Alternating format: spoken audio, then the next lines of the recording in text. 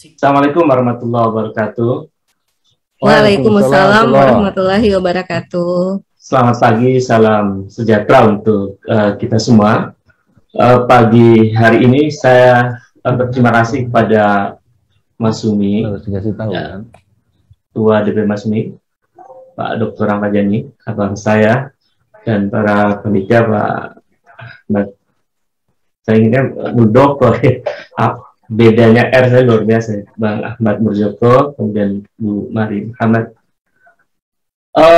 Temanya menarik ya, karena bicara soal politik oligarki dan politik konstitusi.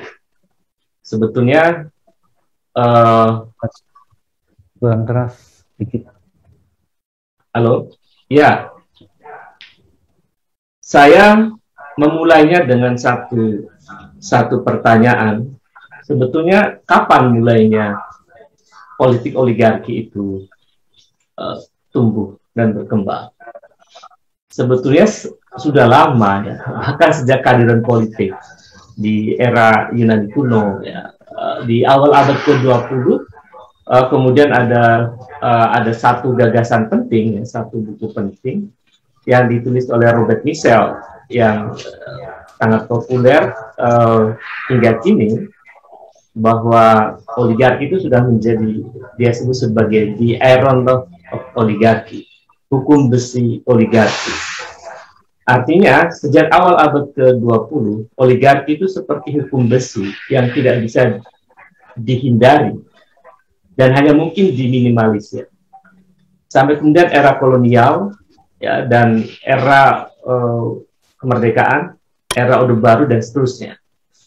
Gambaran hubungan oligarki ekonomi dan oligarki politik itu ada dalam buku yang cukup menarik menurut saya, yang ditulis oleh ilmuwan politik dari Melbourne University, Freddy R. Hadis, atau juga kita bisa baca di bukunya Jeffrey Winters tentang oligarki. Itu menggambarkan satu perspektif menarik ketika Freddy R. Hadis menjelaskan tentang reorganizing political power in Indonesia. Dia menjelaskan bahwa the politics of oligarki di Indonesia itu terbangun karena ada semacam, istilah dia fusi ya. Mungkin bahasa saya lebih pas, perselingkuhan antara otoritas politik dengan oligarki ekonomi. Apa yang menarik dari pikirannya Freddy R. Hadis adalah, Freddy R. Hadis menyebutnya oligarki yang kemudian mengabaikan kepentingan kemanusiaan dan kepentingan rakyat banyak. Dia sebut sebagai predatory oligark. Oligarki predatoris. Oligarki yang merusak kebangsaan. Oligarki yang merusak kepentingan rakyat banyak. Jadi tidak ada sama sekali kepentingan kemanusiaan, tidak ada sama sekali kepentingan untuk rakyat kecil. Tidak ada di dalam pikiran yang hatinya memberi ruang bagi kepentingan orang banyak. Itu oleh Freddy R. Hadis disebut sebagai oligarki predator. Nah, oligarki predator ini itu makin menjadi-jadi di era sekarang. Apa yang kemudian menyebabkan ugal-ugalannya oligarki predator masuk ke arena politik? Kalau kita cermati, memang kita tidak bisa membantah. Itu muncul ketika kegagalan konseptualisasi baru dalam bingkai demokrasi pasca reformasi 98 sebetulnya. Jadi kalau gerakan 98 ini berhasil menjatuhkan rezim Soeharto pada waktu itu, tetapi Freddy R. Hadis juga menyoroti itu ada semacam kegagalan konsolidasi demokrasi di Indonesia yang harusnya dia bisa meminimalisir hadirnya oligarki predator itu. Nah, kegagalan itu karena terjadi semacam liberalisasi politik. Politik menjadi sangat ultraliberal. Situasi politik yang ultraliberal itu tergambar dengan apa yang disebut dengan politik menjadi bergeser ya, dari political value misalnya, bergeser menjadi political industry. Jadi politik menjadi industri. Ketika politik menjadi industri, maka financial capital, modal finansial itu menentukan dinamika politik. Apa dan bagaimana proses financial capital menentukan dinamika politik itu turunan dari apa yang disebut dengan amandemen Undang-Undang 45. Jadi perubahan Undang-Undang 45 itu memang membuka ruang hadirnya oligarki predator. Ada di mana itu ruang yang mungkinnya? Saya menyorotinya ada di dalam turunan dari pasal 33 Undang-Undang Dasar 45. Ketika pasal tentang bumi, air, dan kekayaan alam yang terkandung di dalamnya dikuasai oleh negara dan sebesar-besarnya dipergunakan untuk rakyat banyak, itu terjadi pergeseran. Karena di situ kemudian memunculkan ruang oligarki, bahasa lainnya investasi, swastanisasi, dan seterusnya. Itu diberi ruang yang cukup lebar di dalam masuknya para oligark di arena ekonomi Indonesia yang lebih leluasa. Di saat yang sama, terjadi amandemen yang kemudian membuat liberalisasi politik makin sangat terbuka, di mana presiden dipilih langsung oleh rakyat. Saya masih ingat sebetulnya ketika kita berteriak-teriak demonstrasi tahun 98, dan kita tidak pulang-pulang rumah selama hampir 6 bulan, ya selalu dari rapat ke rapat dan dari jalan ke jalan. Itu salah satu gagasan penting kita pada waktu itu untuk melakukan proses reformasi itu adalah pembatasan kekuasaan rejim politik. Jadi cukup 2 periode. Tapi tidak ada narasi-narasi yang kemudian mengarah kepada misalnya pemilihan secara langsung di dalam kontestasi politik, di mana berlaku one man, one vote, one value itu. Tidak itu sebetulnya yang kita munculkan pada waktu itu. Karena kita sadar bahwa 70% kurang lebih rakyat Indonesia itu lulusannya masih SMP. Jadi hampir kurang lebih 70% lulusan pendidikan di orang Indonesia itu adalah lulusan SMP. Bukan meremehkan lulusan SMP-nya, tetapi secara umum tingkat pendidikan yang rendah itu memang tidak signifikan dengan kualitas demokrasi. Ketika kontestasi politik diliberalisasi, sementara subjek politiknya, penentu pemilihnya, itu masih banyak irasionalitas.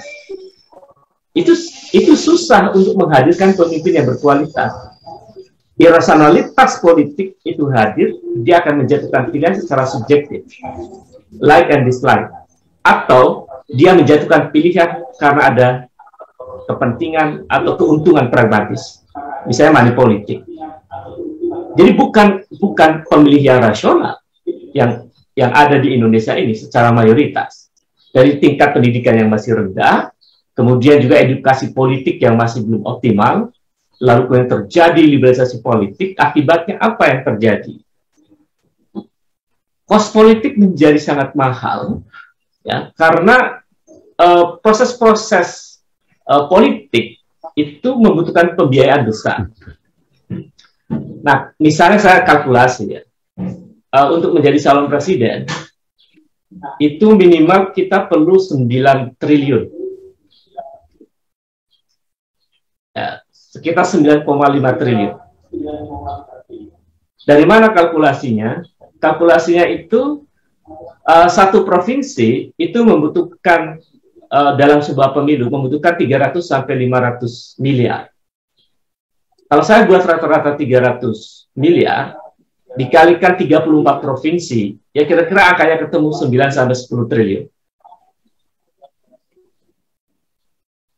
Nah, pertanyaan saya adalah biaya itu sungguh sangat mahal untuk seorang calon presiden. Pertanyaan siapa yang punya uang sampai 9 sampai 10 triliun untuk menjadi calon presiden?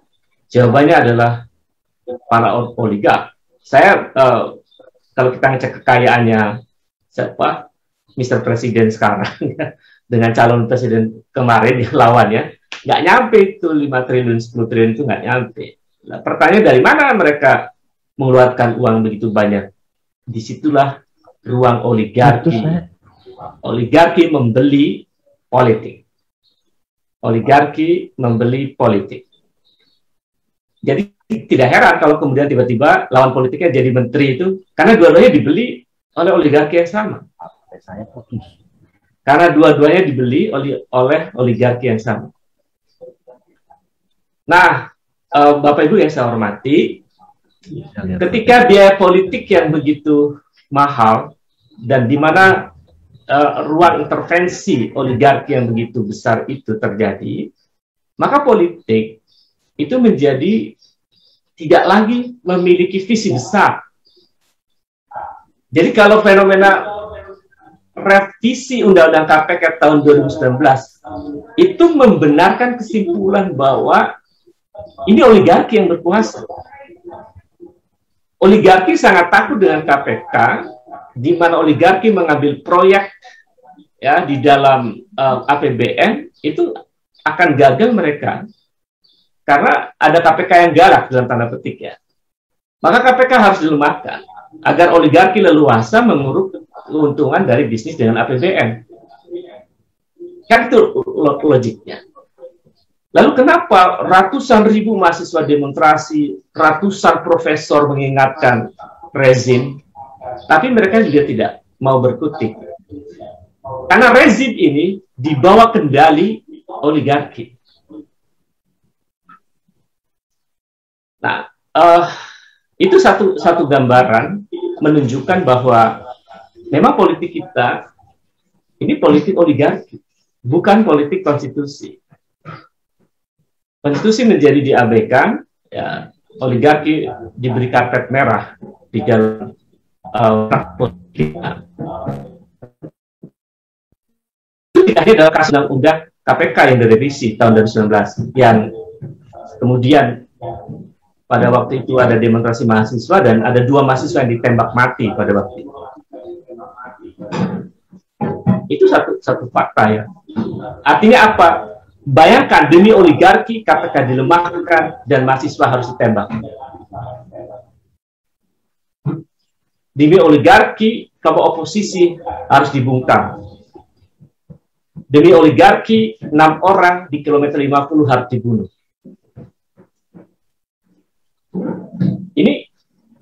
Ini yang disebut dengan oligarki predator. Oligarki yang sangat kejam, yang sadis, yang mengabaikan nilai-nilai kemanusiaan. Lalu, tidak hanya undang-undang KPK direvisi, muncul undang-undang Minerba. Undang-undang Minerba itu isinya menguntungkan oligarki. Bagaimana mungkin eksplorasi kekayaan alam dilakukan tanpa AMDAL yang berbasis pada lingkungan di sekitarnya? Lalu tiba-tiba izinnya sentralisasi di pusat. Itu oligarki. Maka kita tidak asing dan tidak kaget ketika misalnya kemarin Bang Faisal Basri mengatakan bahwa di dalam data di Indonesia tidak ada ekspor nikel ke Tiongkok. Ternyata dicek di institusi resmi di Tiongkok, oh ternyata luar biasa banyaknya nikel diekspor ke Tiongkok. Kerugian negara ditaksir oleh Bang Faisal Basri itu hampir 100 triliun. Jadi luar biasa. Ini kepentingan oligarki predator. Dan undang-undang Minerba memayungi kepentingan oligarki predator itu. Tidak hanya undang-undang Minerba, tapi juga undang-undang yang disebut Omnibus Law Cipta Kerja. Undang-undang Omnibus Law Cipta Kerja itu memang sangat menguntungkan oligarki. Bagaimana tidak menguntungkan oligarki? Perusahaan boleh semua karyawannya outsourcing, yang tidak punya hak uang pensiun misalnya, dan seterusnya. Jadi buah dari oligarki politik yang begitu dominan di Indonesia itu memang merugikan rakyat banyak.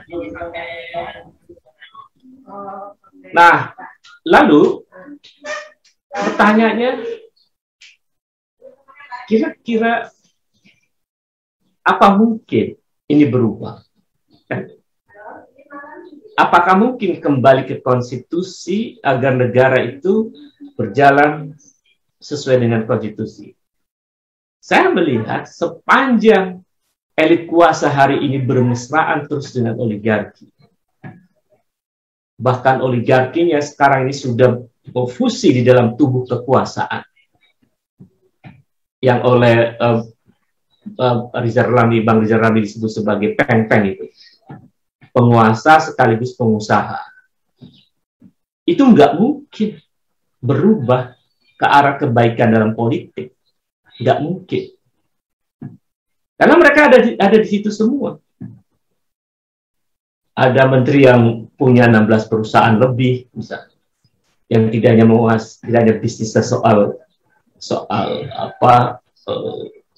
satu core bisnis misalnya, tetapi juga hampir di semua bisnis infrastruktur, ada di bisnis eksplorasi sumber daya alam, ada bisnis di wisata, ada, semua ada, dan itu ada di lapisan elit kekuasaan. Jadi menyatunya atau perselingkuhan antara elit oligarki politik dengan oligarki ekonomi itu menghadirkan kuatnya kekuasaan. Maka jangan heran, silakan ratusan ribu demonstrasi, bahkan mahasiswa dibunuh, saya cuek aja, saya akan putuskan tetap undang-undang ini disahkan. Silakan buruh demonstrasi ratusan ribu orang, undang-undang Ciptaker akan tetap saya sahkan. Undang-undang Minerba akan tetap saya sahkan. Jadi ini sebetulnya arogansi kekuasaan yang luar biasa akibat dari dominasi oligarki predator itu. Nah, ini membenarkan pikirannya Robert Michel. Ketika awal abad ke-20 dia menguraikan pada awalnya demokrasi memisahkan politik dengan kepentingan bisnis, tetapi akhirnya elit politik dikungkung oleh kepentingan oligarki. Jadi sesungguhnya demokrasi hanya sebagai prosedur untuk membuka karpet merah bagi oligarki.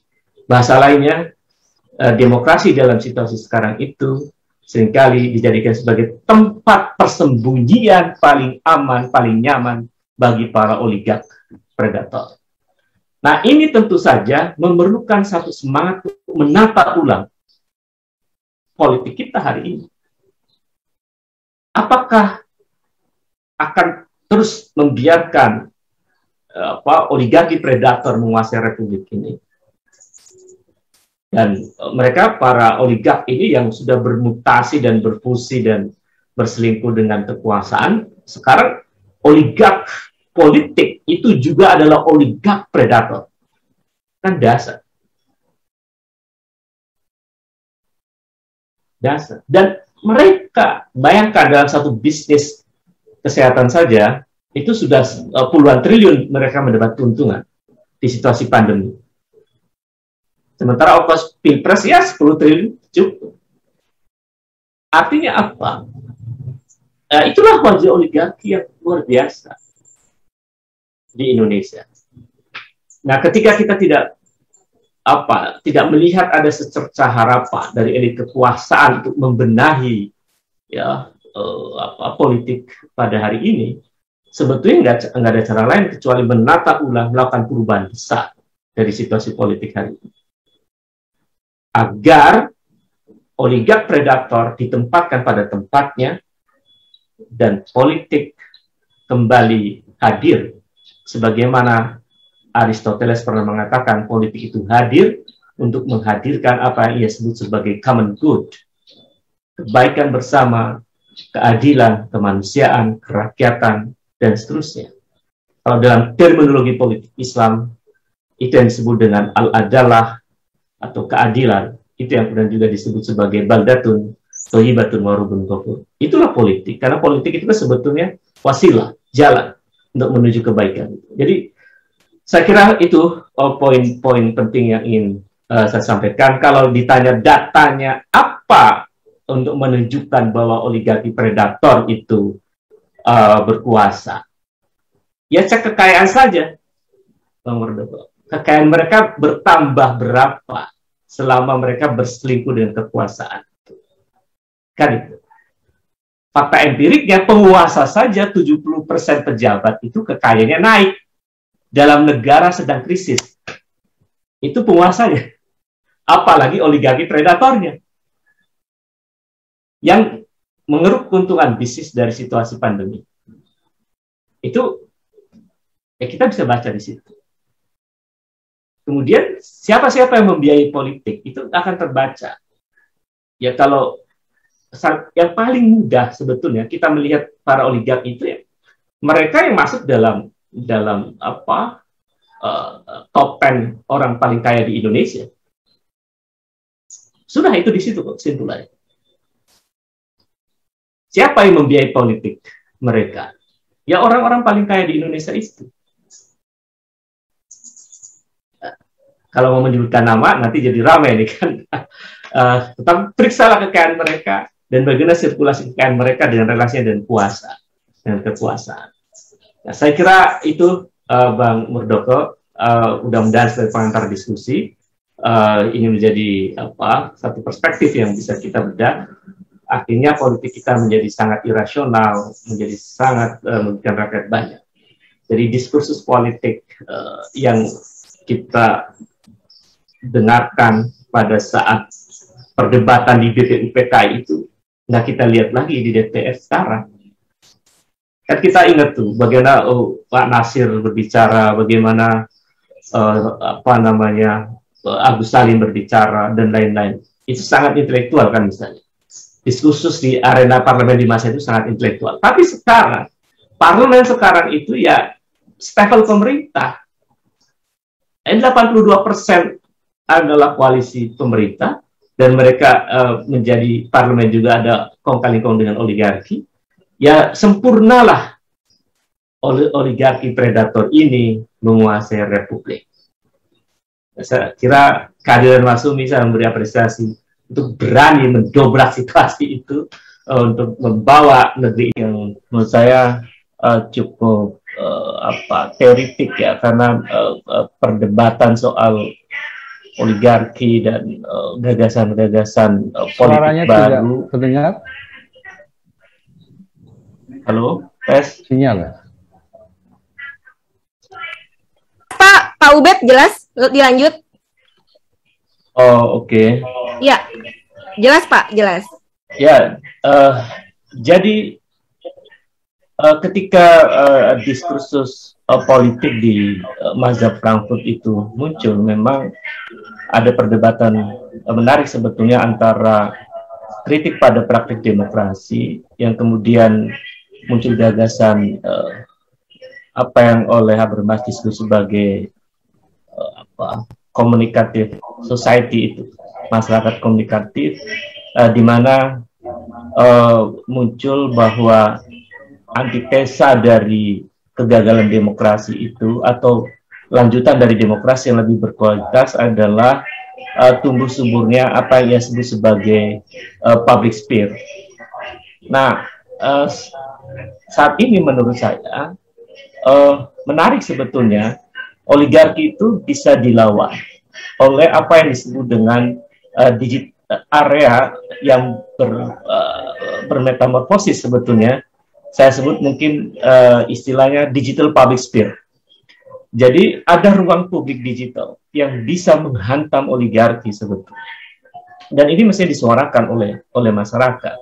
Ketika terjadi pergeseran dari masyarakat konvensional menjadi masyarakat digital, maka ruang publik digital ini menjadi instrumen efektif untuk melawan dominasi oligarki. Kita contoh kasus misalnya, sebetulnya hari ini kita dipertontonkan dengan kekalahan buzzer rupiah. Misalnya. Dari siapa? Dari kaum intelektual, para cendekiawan yang menggunakan area ruang publik digital ini sebagai instrumen untuk melakukan perlawanan terhadap buzzer rupiah misalnya. Yang kedua, itu menginspirasi kita sesungguhnya ketika oligarki yang begitu luar biasa mendominasi republik ini, maka sebetulnya kita punya ruang kanal yang lebih dahsyat sebetulnya dengan ruang publik digital ini untuk bicara, untuk mengungkap bahwa oligarki adalah musuh bersama rakyat. Jadi saya melihatnya ini membutuhkan inisiatif, membutuhkan keberanian untuk mengungkap para oligark predator ini di arena publik, sehingga menjadi diskursus publik, menjadi perdebatan publik. Ketika ini meluas, saya meyakini oligark itu di sana sudah ketakutan, gitu ya Bang Rocky ya. Mungkin sudah, ini hati-hati nih maksud. Jadi saya melihat ini ada tanda-tanda ketakutan dari oligarki predator. Ketika serangan-serangan kaum intelektual pada oligarki predator itu makin menunjukkan data-data yang to the point untuk menyerang oligarki predator. Kemudian yang kedua, tentu saja untuk mengeliminir peran oligarki yang begitu dominan itu, selain alternatif model Sumatera Barat di mana pendekatan kultural ya melalui proses hukum adat yang dijadikan sebagai referensi untuk menutup peluang retail dari para oligark itu, saya kira itu alternatif dan sangat kasuistis ya di Sumatera Barat, tidak bisa dilakukan dengan upaya yang sangat general dalam sebuah bangsa. Saya melihat memerlukan apa yang disebut dengan affirmative policy. Jadi Mahathir Muhammad itu pernah membuat affirmative policy, kebijakan afirmatif yang dinilai oleh sekelompok intelektual Malaysia sebagai kebijakan yang diskriminatif. Apa yang kemudian kebijakan yang dilakukan oleh Mahathir adalah dia mengutamakan kelompok Melayu pada waktu itu untuk menghindari dominasi etnis lain di Malaysia. Oleh para pengkritiknya, Mahathir dikritik, Mahathir ini sangat diskriminatif. Kata Mahathir, saya melakukan diskriminasi demi keadilan. Jadi itu butuh keberanian untuk membuat kebijakan afirmatif di Indonesia, seperti yang dilakukan oleh Malaysia. Misalnya, bisa saja di undang-undang politik disebutkan bahwa pemilik atau ketua umum partai itu tidak boleh mereka yang disebut dengan konglomerat misalnya, atau pemilik media tidak boleh menjadi ketua partai misalnya. Ada batasan-batasan semacam itu. Atau ditulis langsung bahwa sumbangan dalam bentuk apapun yang besarannya melebihi sekian miliar itu dilarang misalnya. Karena kan yang boleh misalnya sekian miliar dalam bentuk cash, tapi dalam bentuk kaos, dalam bentuk spanduk, sembako itu nggak dihitung itu. Itu liar dan itu jumlahnya bisa triliunan rupiah untuk se-Indonesia. Jadi artinya apa? Butuh regulasi. Menurut saya butuh regulasi yang tadi saya sebut sebagai kebijakan yang afirmatif yang sangat spesifik untuk meminimalisir peran dari oligarki. Yang terakhir, karena kondisi oligarki yang begitu kuat, menurut saya ini harus diputus mata rantainya. Nah, bagaimana cara memutus mata rantai? Sebetulnya memang harus menggeser dari kekuasaan yang irasional menjadi kekuasaan yang rasional. Saya kira bisa menangkap pesan saya yang terakhir ini untuk mengakhiri satu rezim atau untuk mengakhiri satu rezim oligarki membutuhkan pemutusan hubungan atau satu kerja yang sangat ekstrim untuk memutus mata rantai antara oligarki predator dengan oligarki kekuasaan. Saya kira itu, Bang Murdoko.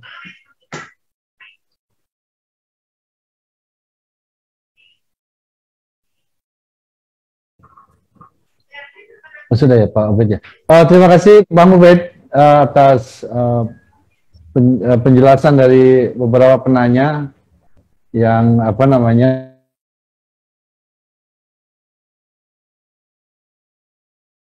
dan yang kedua, beri kesempatan pada Bang Irawan untuk menjawab beberapa pertanyaan yang telah disampaikan tadi. Silakan Bang Irawan.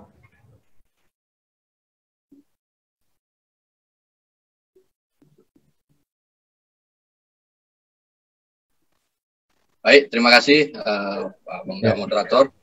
Alhamdulillah wassalam. Ya, ada beberapa pertanyaan yang ini menjadi menarik. Tapi saya ingin mengulasnya secara umum tentang karena tadi pemaparan memang belum tuntas, mohon maaf karena kita memang ada keterbatasan waktu. Tapi mohon host untuk bisa membantu ditampilkan tentang siklus Polybios, bagaimana yang sudah saya siapkan di PowerPoint, teori siklus Polybios. Jadi saya ingin berbicara tentang peradaban. Jadi apa yang kita persoalkan pada hari ini adalah tentang bagaimana situasi zaman, situasi peradaban. Situasi peradaban ini adalah suatu hal yang berlangsung sepanjang manusia ini ada di dunia, kan itu. Nah, sejarawan Romawi Polybios era sebelum Masehi itu sudah memberikan satu catatan tentang teorinya, tentang teori siklus Polybios. Nah, ini untuk memberikan gambaran kita dan untuk menjawab dari beberapa pertanyaan-pertanyaan yang muncul tentang bagaimana jalan keluar dari kita pada hari ini. Jalan keluarnya tentu ada solusi jangka pendek dan ada solusi jangka panjang. Izin, yang mana, Mas? Yang nomor 6, yang slide nomor 6. Oke. Siklus Polybios, ya itu aja. Okay. Oke, baik. Sudah muncul ya? Sebentar. Nah, dari sini ini adalah satu petunjuk buat kita untuk melihat bagaimana situasi kita zaman hari ini dan kita berada dalam posisi yang mana. Nah, dari sini kita menemukan kata oligarki. Nah, jadi kata oligarki tentu ini adalah dari sudut bagaimana melihat peradaban, sebagaimana dituliskan Polybios. Monarki akan berubah menjadi tirani, tirani berubah menjadi aristokrasi, aristokrasi akan berubah menjadi oligarki, demokrasi berubah menjadi oklokrasi, oklokrasi akan berubah menjadi monarki. Nah, jika hari ini kita ditanya apakah kita berada dalam era demokrasi, nah, dari apa yang sudah kita lihat secara pandangan mata dan apa yang berlangsung paparan dari para narasumber yang ahli-ahli tadi, kita sudah melihat bahwa ini bukan lagi demokrasi. Tidak ada lagi pemerintahan dari rakyat, oleh rakyat, dan untuk rakyat. Yang ada adalah pemerintahan dari bankir, oleh bankir, dan untuk bankir. Tragedi revolusi Prancis, tragedi revolusi Inggris, itu sudah menunjukkan fakta bahwa siapa yang menjadi head of state, siapa yang menjadi pemimpin, itu adalah buah kesepakatan para bankir, para borjuis. Napoleon diangkat oleh para borjuis. Jadi Raja William diangkat oleh para borjuis, oleh para baron. Jadi kita harus melihat ulang bagaimana sistematika pola kepemimpinan kita. Benarkah pemilu itu adalah menentukan seorang head of state? Karena hari ini pemilu sudah menjadi digital. Nah, dari situ kita akan bisa melihat. Nah, yang kedua, oligarki, kalau dalam konteks yang dimaksud oleh Polybios, ini sebenarnya sistem yang baik. Ketika pemerintahan itu di jalan, sistem yang buruk.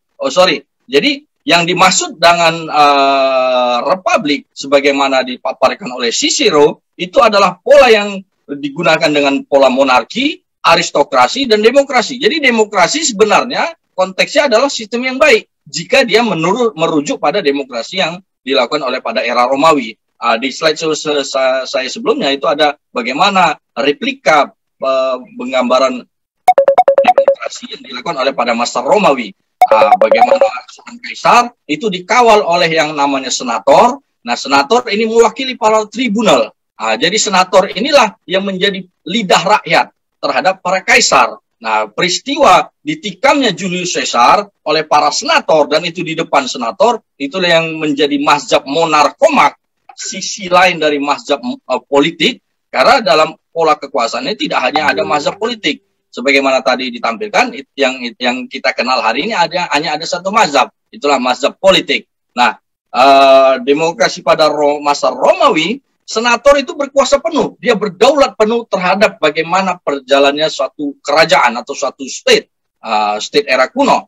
Nah, jadi ketika seorang kaisar terjadi abuse of power, maka Brutus menunjukkan dengan cara menikamnya di depan senator, walaupun itu kemudian dikritik oleh Cicero. Nah, jadi itu satu pola. Yang kemudian pada era era Renaissance ditunjukkan lagi oleh yang namanya dalam satu artikel yang nanti bisa kita cari, Vindice contra Tyrannos. Ini yang kemudian diulas oleh Harold Laski, lawyer dari Inggris, yang menunjukkan bagaimana pentingnya kita untuk mengkaji ulang tentang bagaimana teori politik ini. Nah, yang kedua, situasi kita hari ini tentu bukanlah masuk dalam wilayah demokrasi jika kita merujuk pada teori Polybios. Wilayah yang tepat kita hari ini adalah yang disebut dengan oklokrasi. suatu pemerintahan yang liar yang dijalankan oleh orang-orang yang merusak. Orang-orang yang merusak inilah para bankir, para orang-orang yang menyembah pada syahwati, pada nafsu syahwati. Sebagaimana tadi Bang Rocky sudah katakan, kita berada pada krisis moral karena demokrasi itu dijalankan oleh orang-orang yang mengikuti pada morality. Morality tentu buah dari pengajaran filsafat. Nah, tapi pada hari ini kita berada dalam krisis moral sehingga pola pemerintahan atau urusan orang banyak hari ini diatur oleh orang-orang yang mengikuti pada syahwatinya. Maka tidak ada lagi urusan bahwa ini adalah untuk kepentingan rakyat. Nah, inilah yang disebut dengan oklokrasi. Nah, oklokrasi inilah yang pada satu titik dia akan berubah menjadi monarki. Nah, ini berdasarkan pada teori Polybios. Nah, Ibnu Khaldun memiliki sebuah teori juga. Dia mengatakan bahwa peradaban itu tidak berlangsung langgeng. Kapitalisme pada hari ini bukan sehebat sekarang. Mereka juga terseok-seok untuk bisa langsung berjaya. Sehingga pada 3 abad sekarang, 3 abad belakangan kita bisa melihat. Dan kita dilahirkan pada zaman ketika rezim kapitalisme ini menjadi menggeliat. Nah, jadi itu pola yang dikembangkan. Nah, yang kedua terkait bagaimana sistematika para bankir ini sehingga bisa melakukan controlling terhadap para state di seluruh dunia, kemudian menjadi debitur. Nah, itulah dengan pola utang. Nah, jika tadi pertanyaannya, apakah kemudian kita melegitimasi utang? Bukan demikian konteksnya. Utang yang saya maksud itu, utang yang dibolehkan itu adalah utang dalam Islam. Utang dalam Islam itu tentu tidak berbunga. Nah, kemudian yang terjadi pada situasi dunia hari ini adalah rentenir memberikan utang. Rentenir dunia ini memberikan utang kepada setiap state. Nah, rentenir ini kemudian turun-temurun, beranak pinak sampai pola yang paling kecil adalah rentenir kredit panci. Nah, itulah yang kemudian ditiru oleh masyarakat-masyarakat individu untuk bagaimana mencari keuntungan dengan modal yang sekecil-kecilnya. Inilah yang menjadi dari posisi strata paling bawah sampai strata paling atas kita dikuasai oleh para rentenir. Supaya kita membedakan mana dengan konteks utang. Dari situ maka kita bisa melihat bahwa inilah masalahnya. Jadi bukan kita membiarkan, persoalan kita adalah jebakan rentenir dunia ini melingkupi seluruh segmen kehidupan kita pada hari ini. Dari sini maka saya akan mengutip apa yang disampaikan oleh Hilaire Belloc. Belloc adalah seorang sejarawan Inggris mengatakan bahwa kekuasaan, siapa yang menjadi penguasa? Penguasa adalah mereka yang mengendalikan harta. Jadi power and wealth ini tidak bisa dipisahkan antara kekuasaan dan kekayaan. Power ini adalah siapa yang memiliki kekayaan dan mengontrol kekayaan, maka dialah yang berkuasa. Sultan Mataram berkuasa di Jawa karena dia mengontrol kekayaan. Kemudian diambil oleh gubernur POC dan lain-lain karena perebutan kekuasaan. Perebutan kekayaan yang kemudian beralih pada perebutan kekuasaan. Nah, ini yang berlangsung pada revolusi Prancis, di mana peralihan sepanjang waktu revolusi terjadi, maka terjadi peralihan kekayaan yang dulu dikuasai oleh bangsawan dan agamawan, kemudian diambil oleh para bourgeois dengan pola banking system. Nah, itu juga yang terjadi pada revolusi Inggris. Jadi dua revolusi itu menjadi gambaran kita bahwa pola perubahan itu selalu dibarengi dengan peralihan kekayaan. Tidak ada yang namanya revolusi, apalagi yang namanya disebut reformasi tanpa ada peralihan kekayaan. Nah, maka tidak akan merubah suatu sistem. Nah, apabila kekayaan tidak beralih.